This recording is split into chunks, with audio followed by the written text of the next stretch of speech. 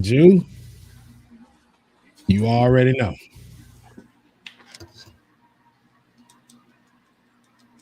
You got to kick it off Uh-oh. with a little ring a ling ling.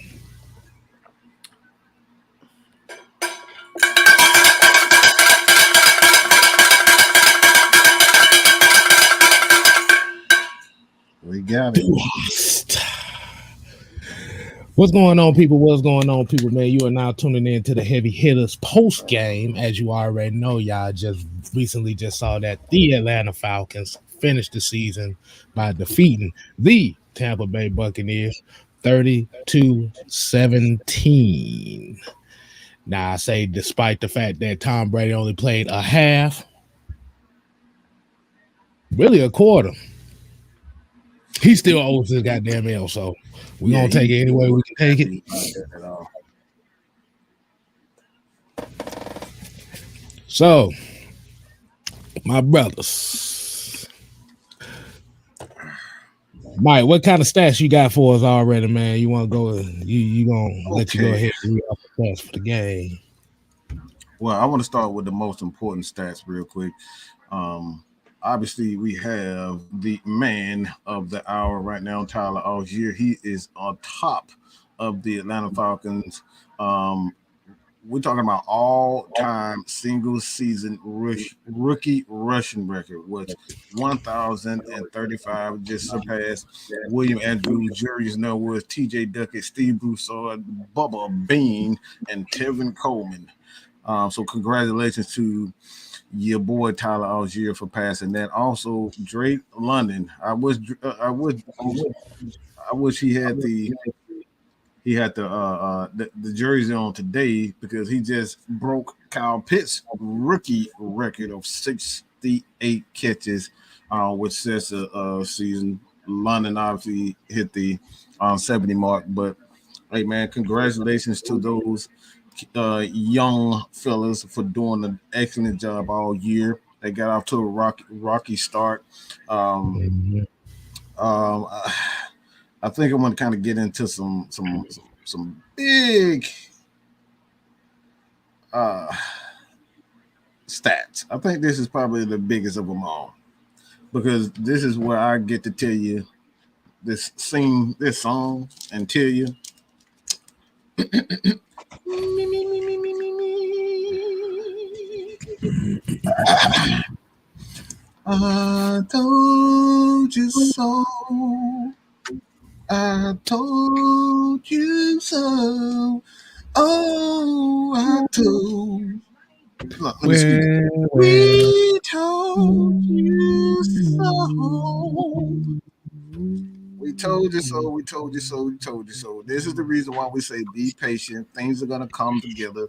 Arthur Smith looks like an absolute genius right now offensively. He got two guys that set an offensive rookie records. We're talking about rookie records in the entire Falcons history.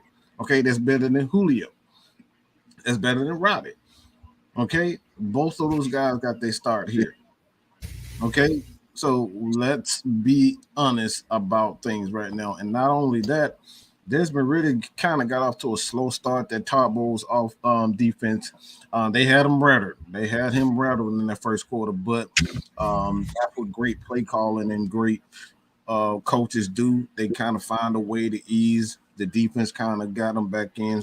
He had a pretty good game, 19 to 30, 224 yards, two touchdowns. Now a lot of people have been throwing that in his face. Well, yeah, they're winning, but he's not throwing touchdowns. Well, now he's throwing those touchdowns. So congratulations to him. Again, Tyler Algier, 24 carries, 135. The Falcons had 174 yards. Um, rushing today. Want to get a little bit of a defensive. I think Richie Grant kind of showed his skill set today, man, and that's something that I wanted to focus on. He had 7 tackles. 4 of them were solo. The four solo is fine. It's funny to me is because he's been struggling. He's been struggling mightily when it comes down to those the tackling, but he's finally starting to find his groove. No sacks, to be honest. They didn't really get a lot of sacks, but they got a lot of pressure. The team with 2 tackles for losses, but for the most part, man, y'all calm down to it, man. They got the job done when it comes down to those just getting that dub. I think a lot of people frustrated about the Falcons could have had a better season, but they had a damn good season. This is the second year back to back of 7-10. So all those people said that this man doesn't deserve to be a head coach. He's a poor play caller. I don't know how you set 2 records. We're talking about 2 records, and both of these guys are your rookies. So this guy deserves respect, and I think right now all of that nonsense when we come down to saying that he is a terrible play caller, I think that can die today. That did die today. Ritter and Drake London, all year, the offensive line looked absolutely amazing, man. This offense and this team is really starting to come together. What you got on that? What you got on my 40, Jew? Hey man, what I took from today's game and I put it on Twitter is this Falcons team has a bright future. I don't do moral victories. We don't none of us do moral victories on here. We give it to you guys straight. We give y'all that raw and uncut, as they say. We don't hold back. We try to give you guys the stats, the facts, and the truth. We don't try to create narratives. And we seen in this game, if you just look at the numbers with Desmond Ritter, like every single game he progressed, he got better. Passer rating got better. He looked better in every single game. It looked like today he got more comfortable. But what I liked about today's game, if we're going to point at Desmond Ritter and his progression, he actually spread the ball around in this game. Frank Darby caught a pass today. Like that's when I get excited. When I see guys, when the quarterback's spreading the ball around and he's not just throwing the ball to Drake London, because we know when he first, that first couple games, it was like every play he was looking for Drake London because he had that camaraderie with him. He already had built that rapport with him. But to see him spread the ball around today, Michael Pruitt, I seen if you guys follow your boy LT on Twitter, I loved his post. He said, Michael Pruitt should be back next year. He's going to be back on this team. He definitely is one of those guys that stepped in, and I definitely think he'll be back next season just for depth purposes because he's a guy that it seems like all he does is score a touchdown and make big catches. On third down, he finds a way to get open. On that touchdown catch, he found a way to get open, and he doesn't drop a lot of footballs. He's great in the run game and blocking. He's a physical player. He fits the mold of this offense. But just looking at Desmond Ritter today, I liked how he spread the ball around. Like you said, Mike, early in the game, you could tell he kind of was on, the defense had him on his toes because they were sending a lot of blitzes and stuff like that. But once he settled down and once we got that running game going, he got comfortable and we seen that connection between him and Drake London. Yeah, I don't have the Drake London jersey on today. I got the Kyle Pitts black jersey on today, but we was in all black. But y'all know I love me some Drake. Drake did his thing today again. He's silencing all of those people that say he can't do it, that he's not a number one receiver. Drake London, that 3-headed monster, them 3 rookies, Desmond Ritter, Drake London, Tyler Algier, those are some of the pillars of this offense moving forward, for the Falcons for a very long time. I think those guys going to be here for a long time. But I think the biggest thing that I noticed with Drake London, and I think is special about him, he didn't have anybody really when he came in, he didn't have a Julio Jones. He didn't have anybody really to help bring him along. We had Calvin Ridley had Julio. Julio had Roddy White. We really didn't have nobody to hand the torch to Drake London. So he basically did this on the fly. I mean, yeah, he had Kyle Pitts, but Kyle Pitts was a rookie last year. So we really don't have any veteran wide receivers other than Olamide Zaccheaus. So just to see what Drake London is doing, the numbers that he put up, most receptions for a rookie, wide receiver, Tyler Algier breaking the rushing, the 1,000 yards rushing and clipsing for a rookie. Like all of these guys, it just goes to show all of these guys in the scouting department, Terry Fontenot, Arthur Smith, these guys know what they're doing because we literally seen with no money, all this dead cap, we've seen them go out and draft these guys who basically are putting up all of the numbers for this team. Without a Tyler Algier, without a Drake London, where would this offense be? So that's what I took from the game, is that the Falcons have a very bright future. You know, I know that the Bucs really didn't have nothing to play for, but the Falcons came into this game as if it was a playoff atmosphere, and they played hard, and that's all that matters, because this team could have easily melded in and said, we're going to play down to our competition. Yeah, these are their second and third stringers out here, but we put our foot on the gas pedal, and I like that Arthur Smith didn't pull our starters out. They took that first game against Tampa Bay personal, and I liked in this game that we kind of rubbed their noses in it. Like, we out here, we're going to give our fans a show. This is a home game for our Atlanta Falcons, and the fans that came out to support the team, even though we were playing for nothing but pride, those guys showed today that this team doesn't quit. We've seen it all year. This team played every team pretty much down to the wire. Other than the Bengals game, you can pretty much say every game came down to the last possession. So in this game, I'm glad they came out and played a complete game. Offense, defense, special teams, coaching was great. Play calling was great on both sides, the defense and the offense. That's what you want to see. When you're trying to build a winning culture, that's what you want to see. You want to see a clean game, and today we did that. 13 one-score games this entire year, and we talk about this guy's a bad play caller and a bad coach. That's not bad play calling. That's not bad coaching. When this Falcons team continues to get weapons and get more talent, this is what you're going to see. You're going to see more games like this. And I know we got a lot of little coward-ass Falcons fans out here that want to sit up here and talk about it's only against their second string. Look, their second string is better than most of our first string, so you can eat a you-know-what for saying stuff like that. All right? Let's just keep that nonsense straight. This is a playoff team, and most of their backups are still could start on our team, okay? Keep that real. Most of their backups can start on our team. All right, so look, one of the things that really churns my gears is that we don't like to give these guys credit for actually showing up. When we lose horrendous fashion, when we lose in horrendous fashion, y'all want to beat them up. But when we win against good team and great teams, we want to say, well, but this, yeah, but this, yeah, it's only this. It's still the Tampa Bay Buccaneers. Even with Tom Brady at the helm, well, like I said, Tom didn't want to come out. You can look at him on his face. He was pissed off. All right, so stop. Get these kids. They play an excellent job. Like I'm one thing that I'm most proud of with this team is that they just don't. They like Drake London. He just doesn't quit.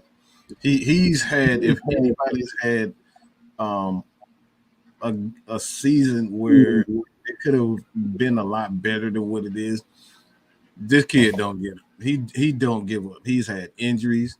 He's had a series of events where he dropped passes and fumbled the ball and crucial turnovers and crucial moments, crucial drops and crucial moments. And he just never he just keeps his confidence. If anybody this team other than Tyler Algier that I'm proud of Drake London, because that kid just never stops. He never stops.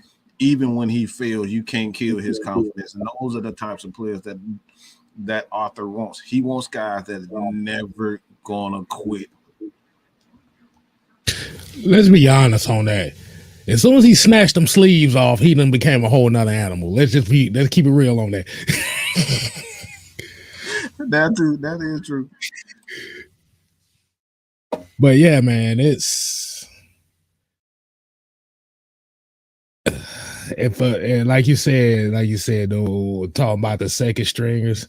I have something for them, and they can eat this. What I'm about to play here. I'm gonna see if y'all can hear it. Let me see. Is it gonna play? Nah, I didn't play. Oh, there you go. Play it again. Woo! Another little bootleg setup. But yeah, man. Okay, good guy. I wanted to get to this point when we was talking about the offense in general, like Mike said, as far as the receiving yards. You do realize, like you said, the other thing too. Okay, goddamn, boo, motherfucking boo. They treat you like you Tom Brady. Goddamn. Okay, we done. That thing booing me. I'm like, what? Nah, but for real though, you do realize, like I said, he threw it to 3, 6, 9. He targeted 9 different receivers. Drake London, 8 targets. Zacchaeus, 7 targets. Pruitt, 5 targets. Dobby got a target. Fursker got a target. Hesse got a target. Cordero got 3. Ali got 1. And Demir Berg got 1. Now, like you said, it started off kind of rough. As you know, like you said, Todd Bowles, they brought all the blitzes. They brought the heat. They like, okay, rookie, we see what you've been doing the last couple weeks. We're going to bring it to you. And I don't think just necessarily just because he was a rookie, but I think it was just because as well, too, as they wanted to neutralize their run game as well. So it's like, we just going to kamikaze blitz you the whole time. That's how they beat us last year. Kamikaze blitzes. That's how the Buccaneers beat us last year. Falcons O-line, man, is something disgusting, K-Styles. I'll just had to say that real quick. You said what? I said that offensive line is something disgusting. Those are some animals, man. They ain't even human. Those are animals up front. Right. And then, like you said, you got a couple easy throws out of it. You hit a couple here to Drake. Ritter missed on a couple of them, especially those rollouts. Like I said, he'll get better on those. But like you said, once you started getting him in the rhythm, like you said, you let that run game take over. You let Tyler Algier break off 5, 6. Boom. Now it takes the pressure off of Ritter to try to make a play and let it come to him. This is what we saw from off. And it took Michael Pruitt.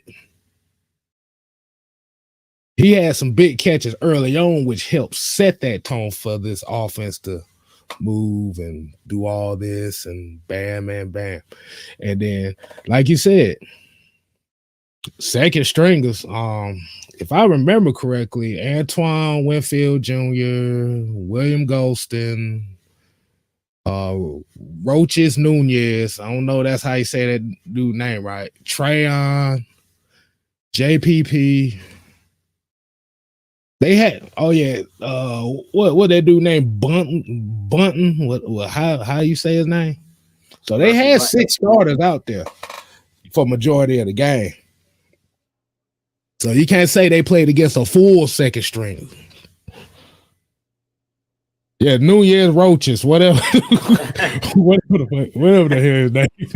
All I hear is numero Roaches. I'm like, okay. But somebody made it interesting, and King Quest here made an interesting point. He was like, it wasn't just me, or when Grady broke that run up, Tom Brady went and sat his ass. Boy, he was so scared, bro. I ain't never seen no D lineman read no snap count like that. Not no modern day football like that. Not JP. Who was number 90? Not JP. It wasn't JPP. Who was number 90? They got a rookie that plays. I think his last name is Thomas. They drafted him. It might have been Thomas. I think so. Yeah, I don't know. I forgot his first name. You talking about? I don't know what. Like a plug out of Miami. That's what he looked like. It might have been. Let's see. I could pull up a name. Nah. Yeah, I don't know what his name is, but like I said, those are your starters and stuff like that. So you got some starters out there. It ain't like it was like full blown backups. But the thing about it is, I want everybody to kind of look at it this way. The Buccaneers won a division with an 8-9 record. We ended up last in the division with a 7-10 record. They literally won one more game than us. Which goes back to what you've been saying this whole time. 3, 4, possibly 5 plays. And this whole season will be we talking a whole different story.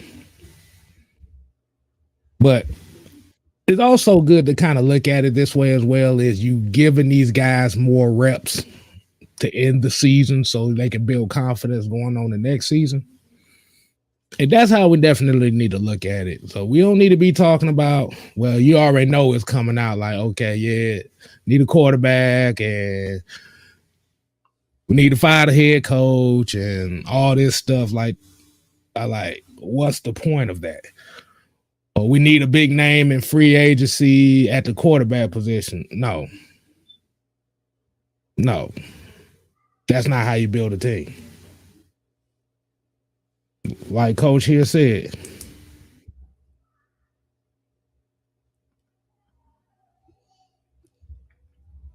13 one-score games.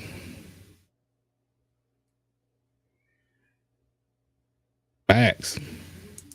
And we have a $5 super chat from the Grooming Experience. He said, Pruitt did decent last 4 games. Do you trade Pitts for more picks?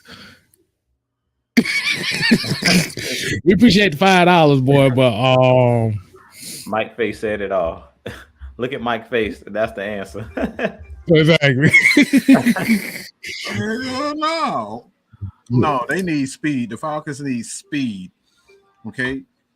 Today, we always talk about chemistry. Bruh. Chemistry with your wide receivers is everything. Bruh. Chemistry is what this proves when we're talking about this. And I want to clear up something because I know a lot of people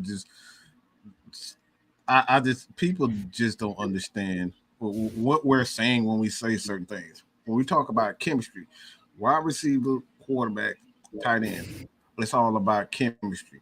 It ain't many plays that you can call for Michael Pruitt that's gonna make him catch the ball. Okay, so then when I say Michael Pruitt is Michael Pruitt, Michael Pruitt is Michael Pruitt. He's not gonna run a 4-2 magically.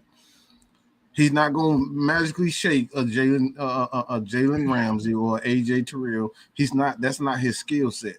So there's not no magic. There isn't a magical play that Arthur Smith can design to make him get open. So he has to have that chemistry with the quarterback in order for him to shine. And now we're seeing that the quarterback, for the most part, you go back and we know this now, but he was primarily Desmond Ritter's practice player. Those guys practice a lot together. So now you're seeing the same thing what we're seeing with Marcus Mariota with OZ. OZ still very much a part of the offense, but you saw that chemistry that OZ had with Marcus Mariota. And this is what we're seeing with Desmond Ridder and Michael Pruitt. When these guys finally get on the same page, and I'm talking about Drake London, he already has that chemistry with Drake London. He has it with Michael Pruitt, and he gets a couple more receivers, and he works with these guys. This offense is going to be something. And I want to just say this, man. I really want to say this, and I mean every word of this. I told you guys I was going to focus on the coaching. I'm going to say right now, and I'm not trying to be funny. I'm not trying to cause no controversy. I'm not trying to say no controversial statement. I truly believe that Arthur Smith deserves to be the coach of the year for what he's had to deal with on that offense. I don't think you talk about weapons. What weapons? Let's keep it real. You had a 5th-round running back. You had a wide receiver turn running back in Cordero Patterson. You had a undrafted rookie running back in Caleb Huntley that he turned into something. You have Caleb McGarrett, who was on pace to be an absolute bust. You got Drew Dahlman playing like absolute ass. every game. It seems like he can't snap the ball for crap. And then you got a revolving door at left guard. It's so many things that this guy has had to deal with. And then you got guys quitting, you got injuries. And like I said, I just don't know any other coach in the NFL that had to deal with what he has done. And his team was 3 games away from 500 and ultimately a playoff. 3 games away from a playoff. So Arthur Smith, in my opinion, deserves to have that coach of the year. And like I said, that's just my opinion, man. And shout out to Isaiah Mims with the $4.99 super chat. Said, what do you guys think of our wide receiver group? Will it be like this next season? I wouldn't mind a combo of Drake, DJ Shark, and possibly Quentin Nelson at TCU. Hell no. We appreciate the super chat though, but it ain't. We appreciate the super chat, but it ain't happening. Hell no. It ain't happening. We gotta learn from I like Quentin Johnson a lot. I do. But essentially, you're going to have to address the elephant in the room as far as where this team needs to be, and that's going to be in the trenches. In the defense, period. With that pick. You know, I've been getting a lot of questions about, you know, this Falcons team, what we should do next year, and in the draft, we need to focus on building our defense, period. The offense is fine. We're seeing the offense put up 30 points, 20 points. Like even with Marcus Mariota, we were putting up points. It showed today we were 19th in scoring. Like that's not bad. You're 19th in scoring with basically no passing game half the year or over half the year. You're literally running the ball. We third in running in 34. It was third in running when they showed the graphic, 31, third in rushing and 31st in passing offense, which made us 19th when you combine those two. That's the median. 19th because you're third in rushing. So we literally bludgeon team to death with the running game. So we straight right now. We're straight on the offensive side of the ball. We just need to build a defense. Let's be real. The defense, we don't have enough playmakers. So the trenches, more playmakers at that linebacker position. Yeah, Rashaan Evans did their thing. Yeah, T1000 is still young and he's developing. But we got to add more playmakers, period. The back end as well. We need guys that are going to make plays because defense wins championships, point blank in the period. We need more balance. We talked about that in our heavy hitter show that the Falcons have always built a strong offense. Like in the 2000s, we've always focused on offense. It's time for us to build a defense. So in the offseason, that's what I want to see. Us spend some money on the defensive side of the ball. Us use those high picks on defense. We always using our first pick on the offensive side of the ball. It's time to reverse that and put it on the defensive side of the ball. Give Dean Pease, if he does decide to come back, some weapons on defense that we can deploy on these offenses, because that's what's killing us. Like, yeah, we always want to come down to the last part of the game, or can this quarterback go down and score and win the game? How about what we saw last night with the Jaguars? Can your defense score and win the game or stop somebody? I mean, Jacksonville was on their way to losing to Joshua Dobbs and the Titans, and then all of a sudden, their defense stood up.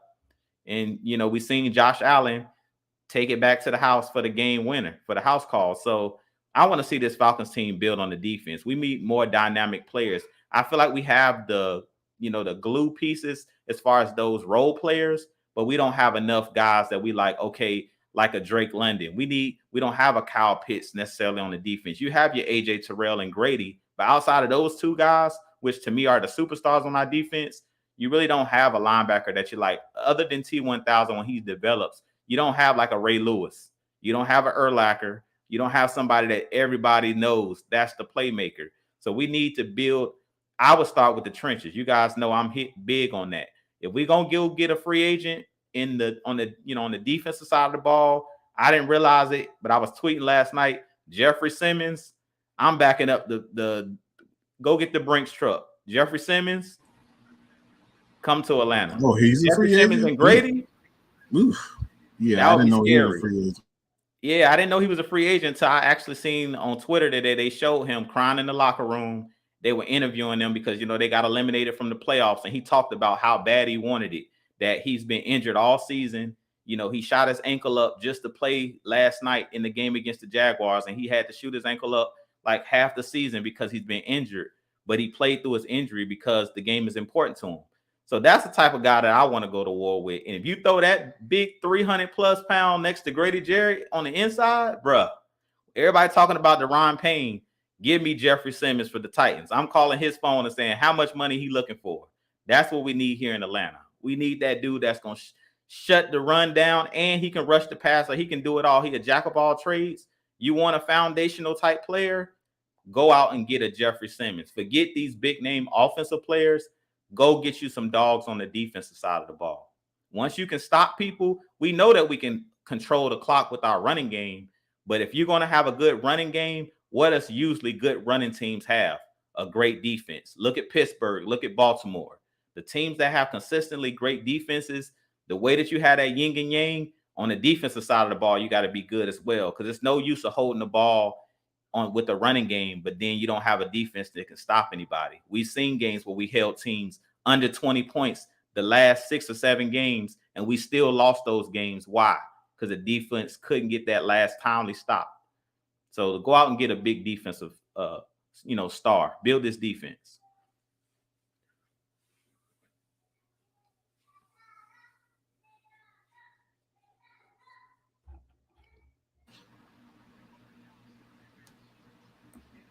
This man K Styles up here pulling. You do know you muted. Yeah, I had to do my Kanye right quick. I had to talk to myself without talking to myself. Nah, but yeah, I agree with you, and I think Arthur Smith's mindset is kind of going in that direction this offseason anyway, especially when he was talking about where the major focus is going to be not only pass rush but also interior pressure, as Mike alluded to as far as what Arthur Smith's been saying. Like you said, you done got plenty of offensive weapons here the last couple years in the first round. And like you said, you the common sense thought from what majority of people would have thought was they addressed that last year. But like I said, this year you have the perfect opportunity to go ahead and write that as it is. And it kind of goes into this question right here. What do you think this win does for our draft stock at offseason next year? I think we pick it 8th again. Either 8th or 9th. I believe it was 8th. Okay, so we pick it 8th again. And in the offseason next year, it just going to depends on who's staying and who's going. Because the one thing about even having that cap space everybody loves so much is you got to start looking in-house, because you – like, it just go back to what Mike just said about this team. It's all about that chemistry. You got to have chemistry-type pieces on both sides of the football. Like I said, we could talk about the $80 million of free cap space, but then you looking at Lorenzo Carter having the year he's had. You looking at a Rashawn Evans. You might be possibly looking to bring back Keith Smith. You might give Olamide Zaccheaus one more year. Like I said, you got Caleb McGarry. Then you got the Lindstrom contract coming up soon. You don't know if you want to go ahead and bite that bullet right now or take the chance on playing next year and the stock goes up. So, and then after that, you got AJ Terrell coming up. So it's a lot of big decisions coming around here. Like I said, just because it's $80 million in cap space does not necessarily mean that you go ham in free agency. The Jacksonville Jaguars made the playoffs by going ham in free agency, but you got to remember they got 17 first round picks starting. So, hey man, it's gonna be a very interesting offseason. I'll tell you that much now.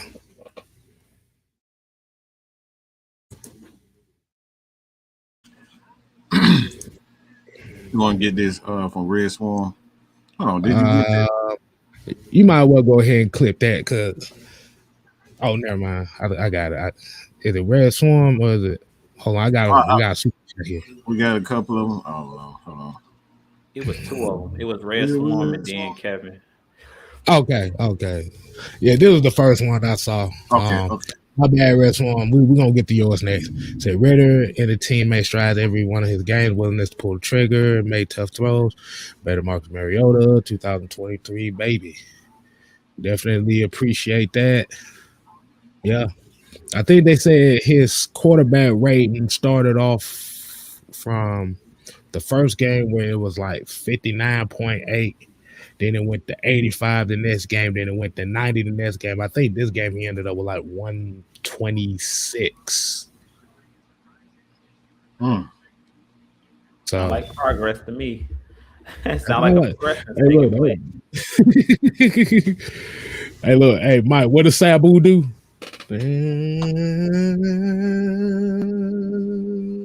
That's where he was going right there. And Red Swarm, like I said, we ain't gonna leave you hanging, man. We ain't gonna leave you hanging.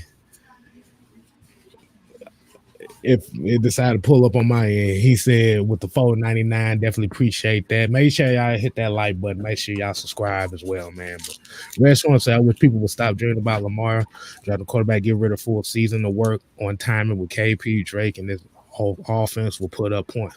And the funny thing about this offense is already putting. This offense is actually putting up points. That's why I put up the graphic. That's why I put up the graphic from U Stadium, and a lot of people actually came from PFL. They kind of put those things together. But the reason I put that graphic up there on there is because the Falcons' offense is one of the most efficient offenses. When we talk about getting third down, runs on first down, big plays, and total yards, the Falcons are one of the most efficient offenses. But the problem is the defense. We can't get the ball back. So when we get the ball back, we got to do things, pretty much in a hurry. They got, not in a hurry, but we got to be a little bit more patient with our offense because, like I said, we just never know when we're going to get the ball back with that defense. So that's been the issue this year. They have been one of the most efficient offenses in the league. We talking about some of the top defenses this offense is have gone against this year, and they've gained at least 250 yards plus on these offenses. It's happened on the defense, and it happened all year. So that's the thing that I like more about this team, man. Go ahead, Drew. Yeah, I just was going to add to what you said. With Marcus Mariota, like even with his inability, as much as we knew that he couldn't really throw the ball, we still were putting up points and putting up yardage. So that hasn't been the problem. It's just been, like you said, it's just getting off the field on third down and being able to get the ball back. Like teams basically start using our strengths against us, which was time of possession. They're like, oh, they want to run the ball and hold the ball. Well, let us try that out and see if they can stop, get them a taste of their own medicine. And that's pretty much what teams have done, is just use our own ability against us. Like our best ability, which doesn't make sense. Like you would think something that you do well, you would be able to stop. But it's like, we can't stop what we do best. We run the ball well, but we can't stop the run. So it's just like, dang. And Jeremy Billy here said Arthur Smith did a disservice to Ritter and Terry Fontenot. He should have played at least 8 games. I disagree with that. They did it the right way. They did it the right way. Like I said, we kind of have to get out of this notion that, like I said, every team is not going to rush rookies out here. And like I said, he's a 3rd round pick, so you have no pressure of rushing him out there. I mean, we don't know if he was already ready or not. But the biggest difference that you've seen between Marcus Mariota in the 13 games and Desmond Ritter in the 4 games was all up here. This is what you always talk about, those 3 to 4 to 5 plays. And like I said, it ain't just Mariota. Like I said, you had Drake London fumble. We seen Taquan Graham get drop the ball. Like I said, we didn't just had a whole bunch of plays that didn't go our way. And by the team winning the way they was winning at that time, and with them being in the positioning that they was in, there was no need to rush a Ritter out there.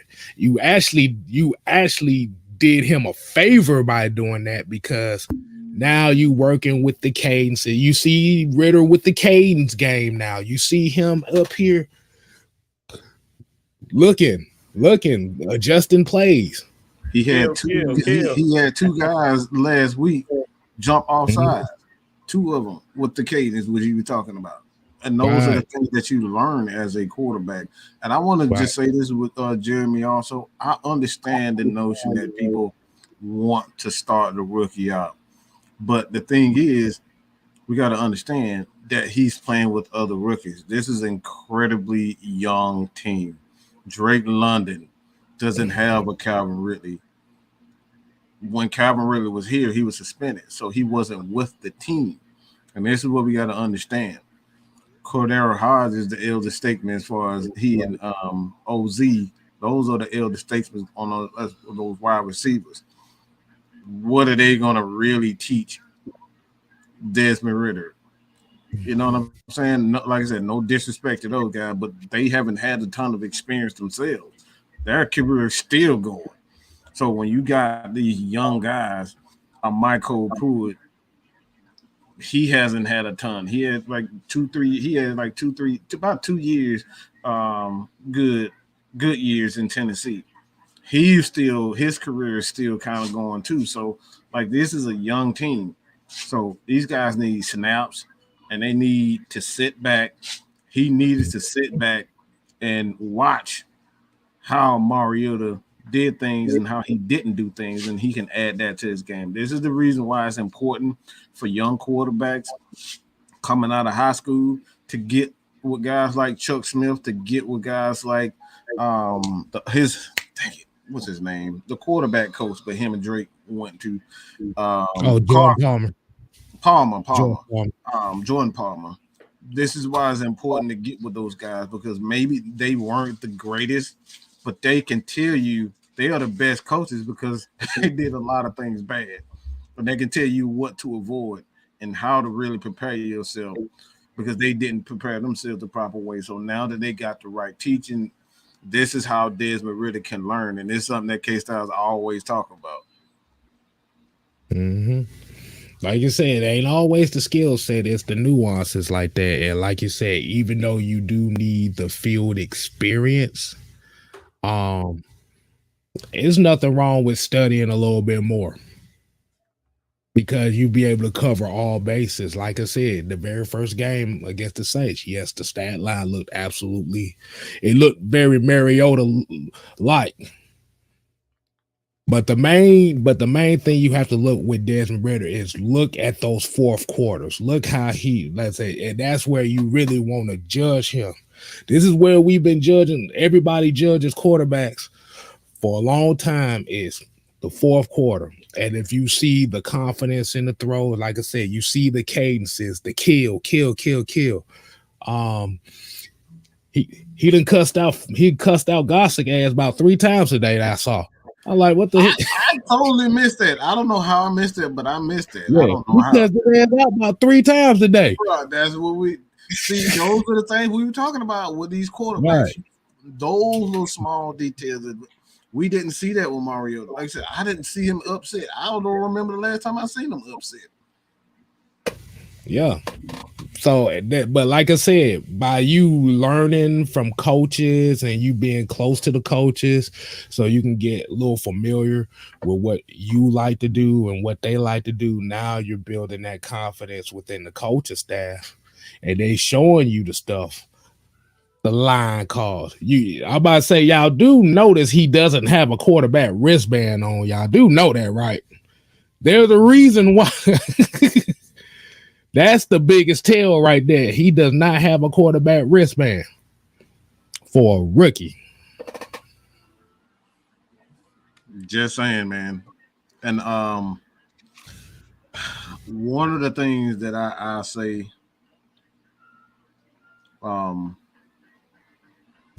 that I still think that Justin Fields, I honestly think they should trade him.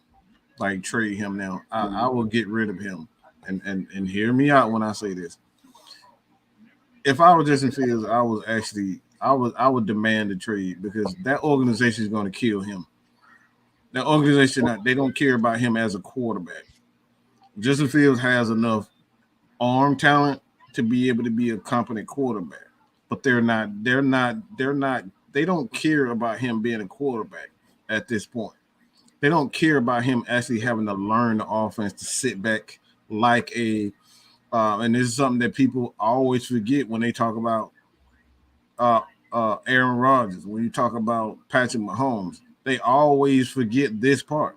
Those guys sat and they learned the game, and then you sit back and wonder why Aaron Rodgers is so smart, why he's so good, because he had a staff of teachers there to help him. He had quarterbacks, he had offensive coordinators, he had Brett Favre. Watching Brett Favre wasn't the guy that wasn't gonna teach him on hands, but watching him and how he come around. These are the things. Justin Fields ain't got shit to learn from there. So what they tell him to do? Run, Negro, run. Run, Negro, run. And yeah, that's all cute and all, but this man needs to be with a team. He needs to be with a coach like Andy Reid. He needs to be with a coach like Pete Carroll, guys who knows what they're doing. A guy like Bill Belichick that knows how to develop these quarterbacks the proper way, because I'm sick and tired of seeing these quarterbacks come in and then these coaches think they're just going to turn them into athletes and they never develop into quarterbacks. Justin Fields is way too talented to be running for 1,200 yards. And yes, I said it. He's way too talented to be running for 1,200 yards. No quarterback should be running for 1,200 fucking yards in the season. And guess what they record? They got the number one overall pick doing that. Excuse me, I just had a little post game rant. I just hate bad quarterback development. It really burns me up, bro. See, but the issue come down to it is, and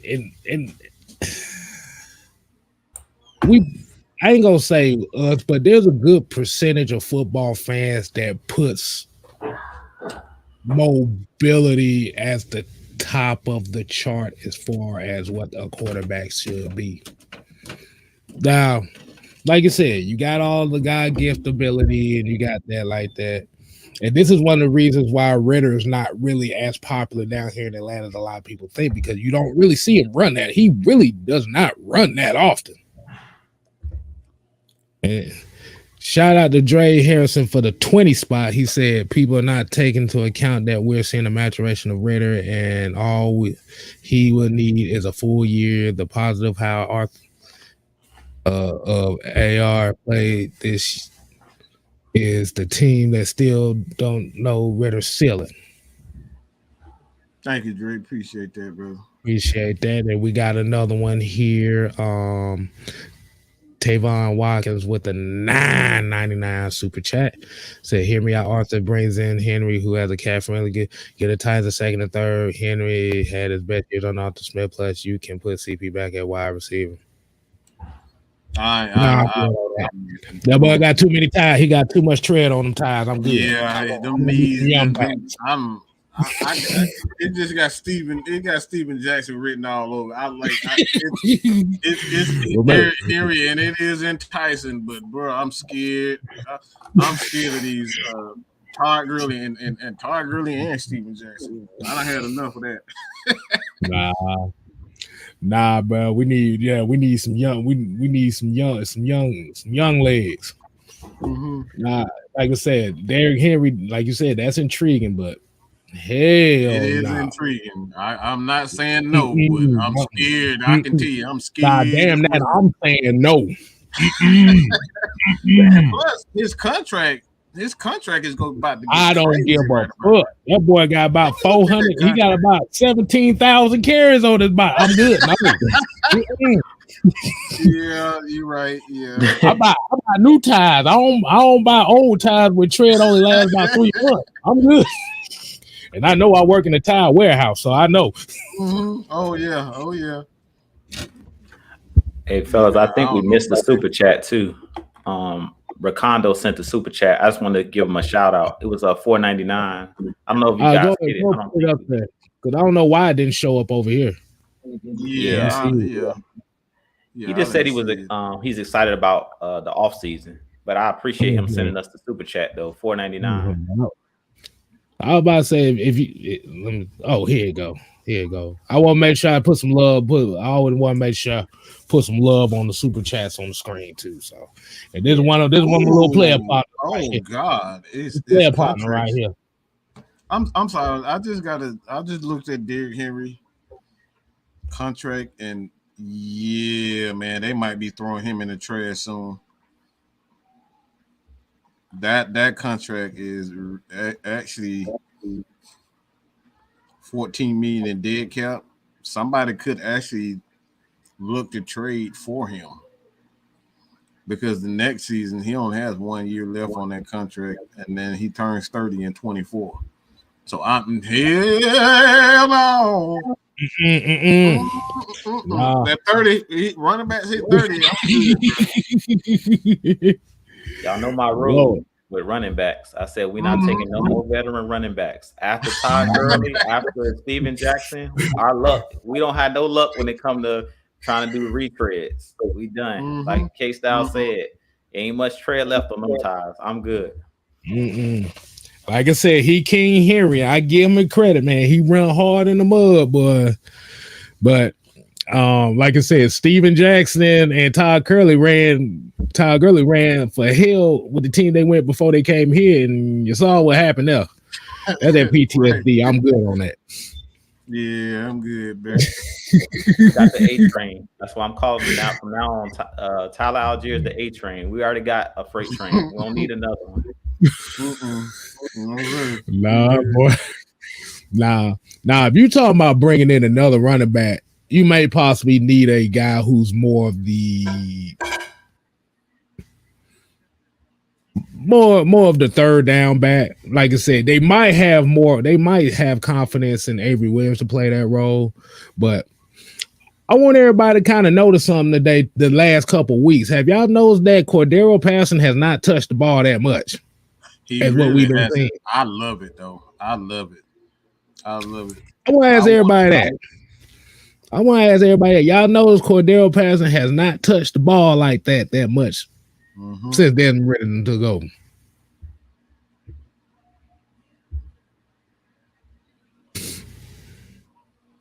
I don't want him. I think CP is a special player. I think you just with this young team, you're going to need a veteran like that to just, you know, when you need him to make a play, you can dial up his number, man. I think CP know that his time is coming to an end, and he's fine with it. Like CP been one of the greatest, if not the greatest returner of all time. He know what he is at this point, and he has nothing else to prove, man. The dude has nothing else to prove. He's at a tremendous. He's a one. I think he got a ring. I think he's won a championship, if I'm not mistaken, with the Patriots. Yeah, so look, he got a ring. He's getting his money, and now he's playing in the city where he wants to play. He wants to be here. His family wants to be here. So I think he's going to be. Look, I'm fine with it. Right.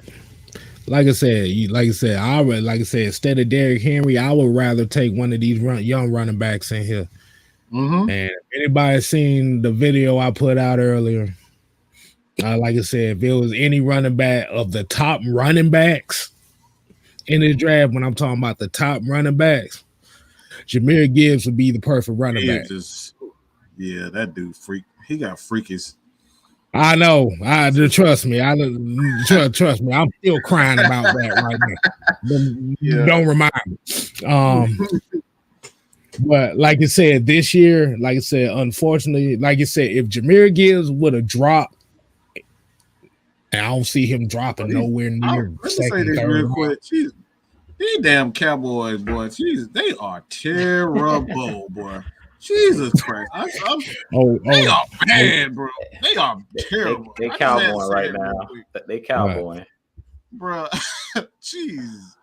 They do this every year. They start out hot, get to the playoffs, and then I mean, it's Cowboys. What do you expect? But they got Sam Howell out here looking like a real quarterback. Bro, for real. Exactly. Yeah, it's like I wonder why that. Yeah, like I said, Cordero Patterson is one of those guys that he doesn't necessarily need a lot of touches.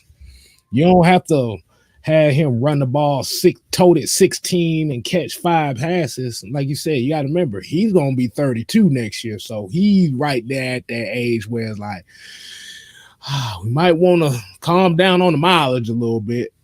And that's what the blessing. And then we also have to think about this Tyler Algier thing. He didn't really even play the first 2 games this year. Do y'all realize that? That is, I really didn't. We talk about Desmond Ritter. I don't know who mentioned it, but they mentioned it. I was like, dang, he really did. He could have really demolished that rookie record. But yeah, because he was inactive the first week, and I don't think he had that many carries the second week. And shout out to Big Ant for the $5. He said, we don't need another bruiser. I'd rather keep CP and get a running back that can take it to the house. Yeah.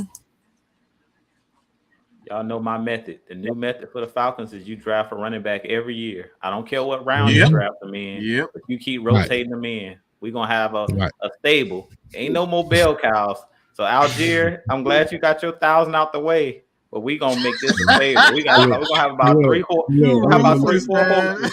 Yeah. We're going to come out like this. We're going to come out like this.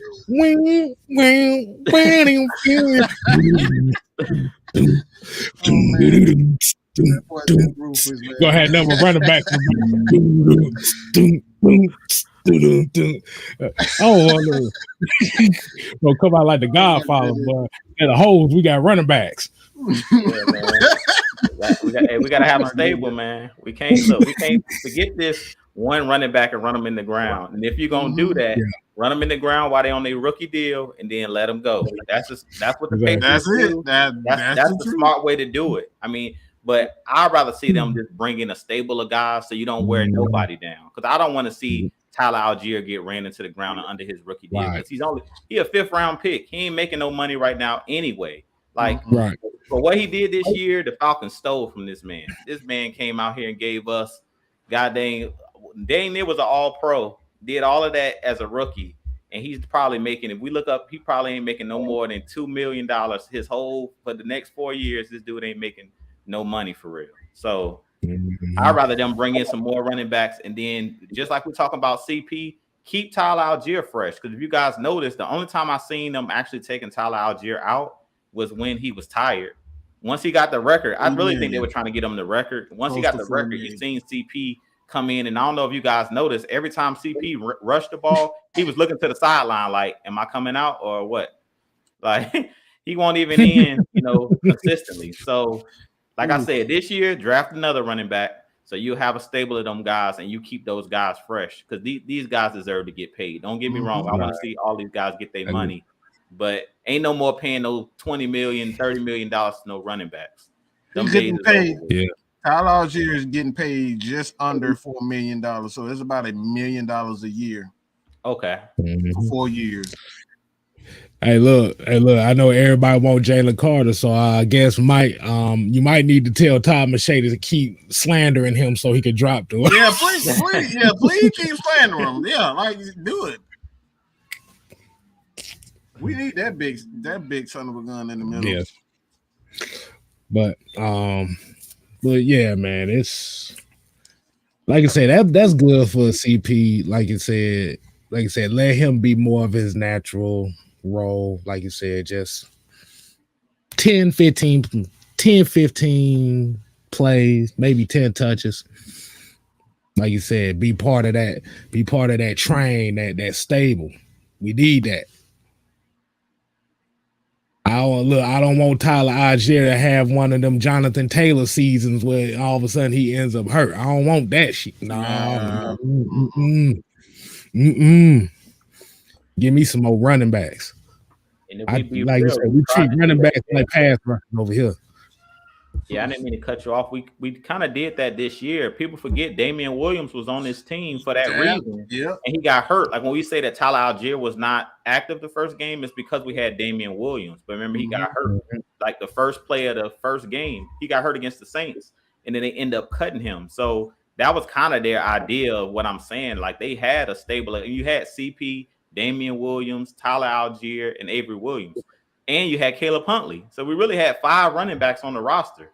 We forget about Caleb Huntley. He come back next year, then you draft the guy. You got guys in the backfield, and Caleb Huntley was having a career year. So, right.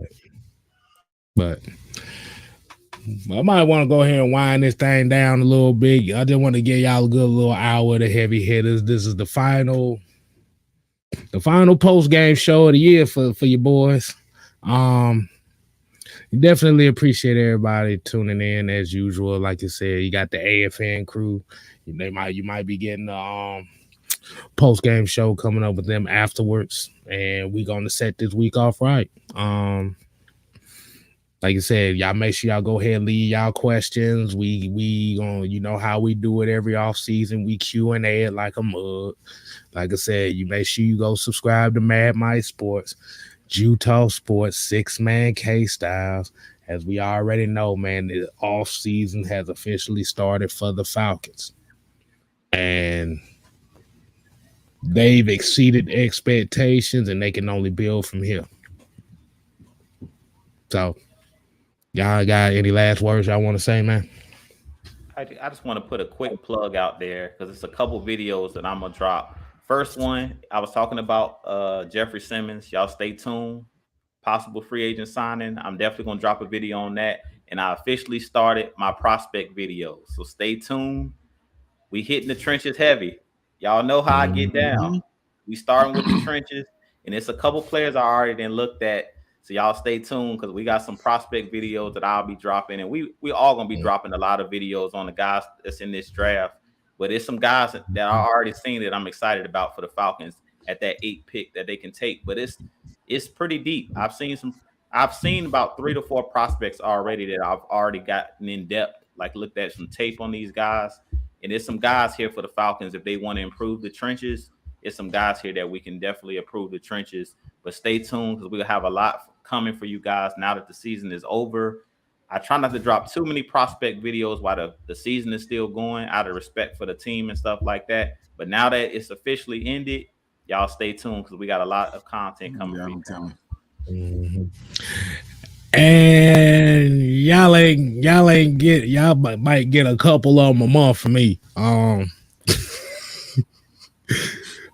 But it's by good healthy numbers. So the heavy hitters ain't going nowhere. Like I said, we might, and I think I got some good reception as far as the draft talk Q&A show we had last week.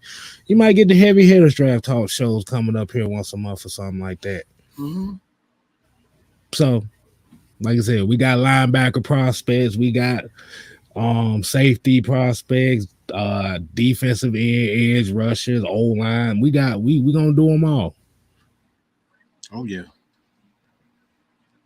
But the thing about it too is, if you're expecting a whole bunch of prospects, the top name prospects for us to talk about, I mean, that's cool, but those are boring.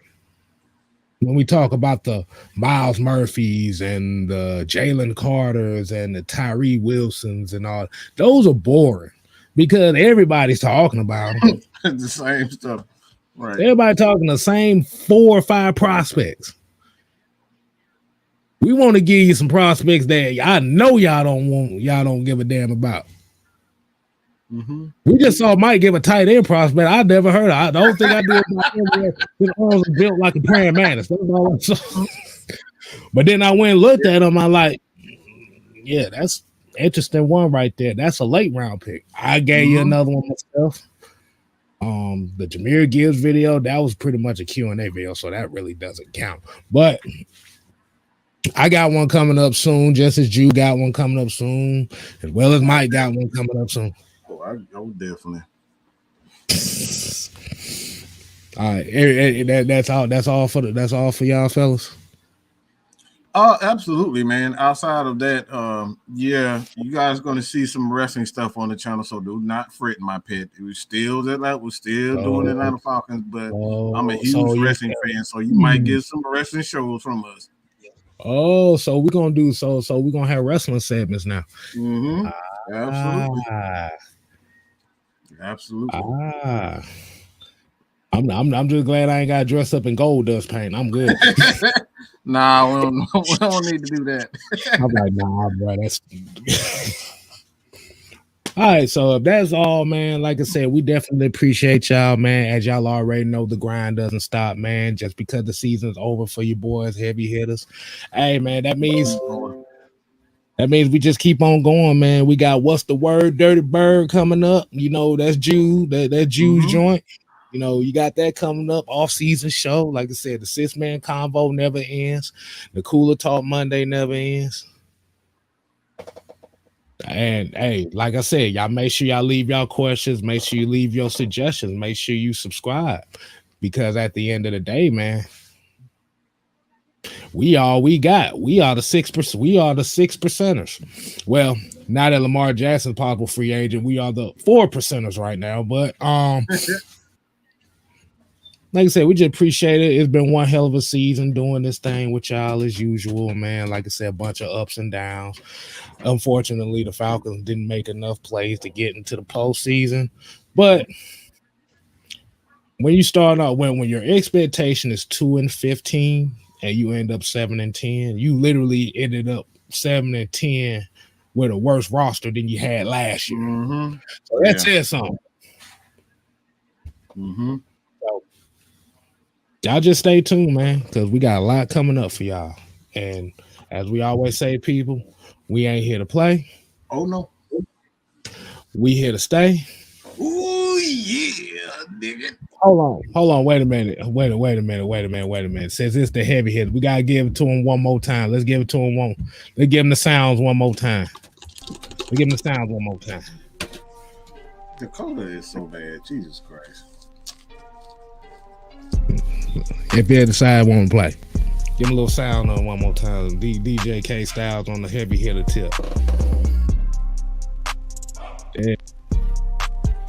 Yeah, we got to end it right. So, like I said, y'all make sure y'all go ahead and leave y'all suggestions, Q&As, prospects, whatever. And then just let us know. Like I said, just keep in contact. Like I said, follow us on Twitter. You can follow Mike on Facebook, because I don't do Facebook. But at the end of the day, man, then you end. It really started. In with the 199 super chat. It really. Okay, there you go. Yeah, like I said, man, it's a plan. They had a plan and they wanted to see forth their plan. And I think they were successful with the plan that they had. Right. And now he goes on to this off season knowing exactly what he needs to work on. I think that's success. Because guess what? You found out this defense wasn't as bad as everybody thought it was. You found out you had a running back that was worth a damn. You found out Caleb McGarry was actually worth a damn.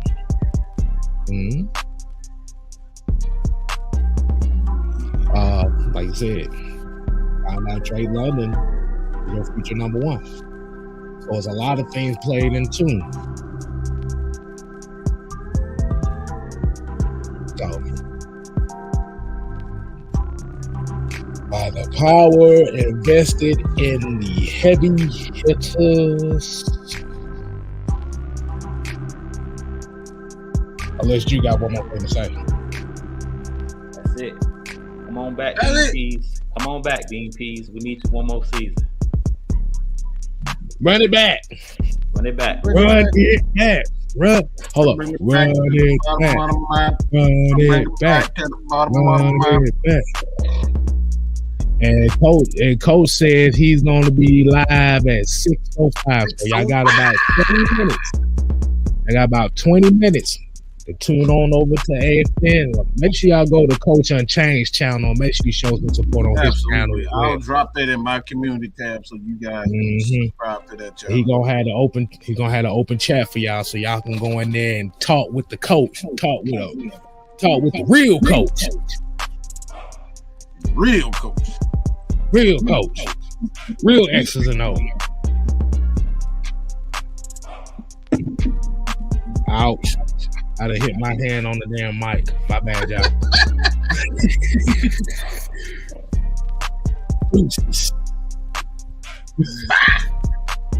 Brady, you 11-0 against 11-1 against us now. 11-1, baby.